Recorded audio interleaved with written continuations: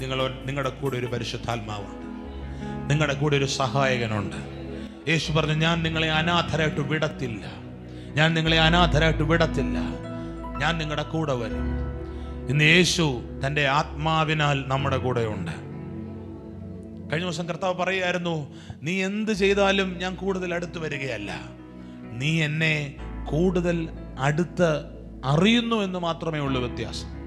നിങ്ങൾ പൾസ് പിടിച്ചു നോക്കാറില്ലേ?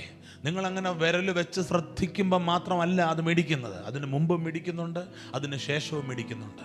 നിങ്ങൾ അതിലേക്ക് ശ്രദ്ധ തിരിക്കുമ്പോൾ നിങ്ങൾ അതിനെ തിരിച്ചറിയുമെന്ന് മാത്രം.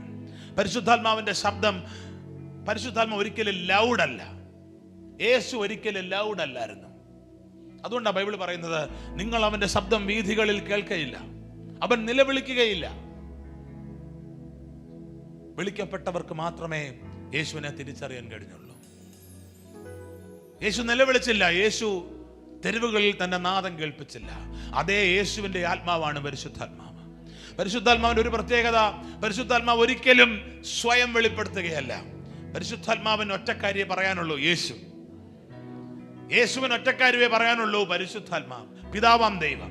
യേശു പറഞ്ഞു, എനിക്ക് പറയാനുള്ളത് പിതാവിനെ കുറിച്ചും പിതാവ് എന്നോട് പറഞ്ഞ കാര്യങ്ങളെക്കുറിച്ചും എനിക്ക് ചെയ്യാൻ തന്ന പ്രവൃത്തികളെ കുറിച്ചുമാണ്.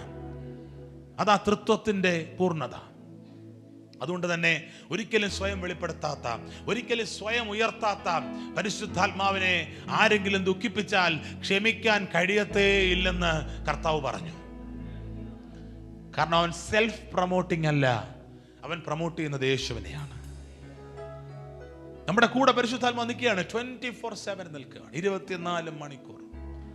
ഒരു നാളും നിങ്ങളെ കൈവിടത്തില്ല. നിങ്ങൾ യേശുവിനെ സ്വീകരിച്ചപ്പോൾ നിങ്ങളുടെ ശരീരത്തെ അവൻ തന്റെ മന്ദിരമാക്കി മാറ്റി എന്ന് പറഞ്ഞാൽ സെന്റർ ഓഫ് ഓപ്പറേഷൻ ആക്കി.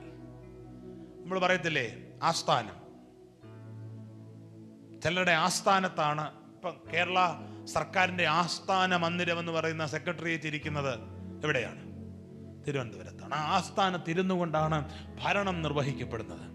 അതുപോലെ പിശാചിനെ കീഴ്പ്പെടുത്തുന്ന, ദൈവപദ്ധതിയെ വെളിവാക്കുന്ന ദൈവപ്രവൃത്തി പരിശുദ്ധാത്മാവ് ഇരുന്ന് ചെയ്യുന്ന ആസ്ഥാനം കോട്ടയത്തല്ല, അത് ദേവലോകത്തല്ല, അത് പാത്രിയാർക്കയിലോ അല്ലെങ്കിൽ റോമിലോ അല്ല, അത് ഞാനും നിങ്ങളുമാകുന്ന അവൻ്റെ മന്ദിരത്തിലിരുന്നു കൊണ്ടാണ്.